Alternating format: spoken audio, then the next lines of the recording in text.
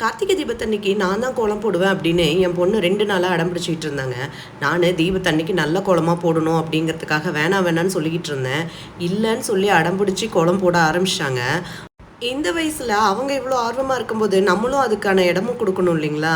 அதனால தான் சரி ஓகே நீயே போடு அப்படின்னு விட்டுட்டேன். ஆனால் நல்லா தான் போட்டுட்ருக்காங்க. இதுதான் ஃபஸ்ட் டைம் என் பொண்ணு வாசலில் போடுற கோலம். ஆரம்பிக்கும்போது ஒரு மாதிரி இருந்துச்சு. ஆனால் போக போக இது கோலம் நல்லாவே தான் இருக்குது. இதையே நான் வச்சுட்டு இங்கே இதுலேயே தீபம் ஏற்றலான் இருக்கிறேன். இதுதான் ஃபெஸ்டிவ் வைபோ. ஏன்னா இவ்வளோ நாளாக அவங்களுக்கு தோணாத விஷயம் இன்றைக்கி தோணியிருக்குல்ல. இதுதான் நம்மளோட ஒவ்வொரு பண்டிகையோட ஒரு ஸ்பெஷாலிட்டின்னு நான் நினைக்கிறேன். ஓகேங்க, கோலம் முடிய போகுது. ஃபினிஷிங் எப்படி இருக்குன்னு பார்க்கலாம் வாங்க. அவ்வளோதாங்க, கோலம் முடிஞ்சிருச்சு. என் பொண்ணு போட்ட கோலம் எப்படி இருக்குது அப்படின்னு நீங்களும் உங்கள் கமெண்ட்டில் சொல்லுங்கள். தேங்க்யூ.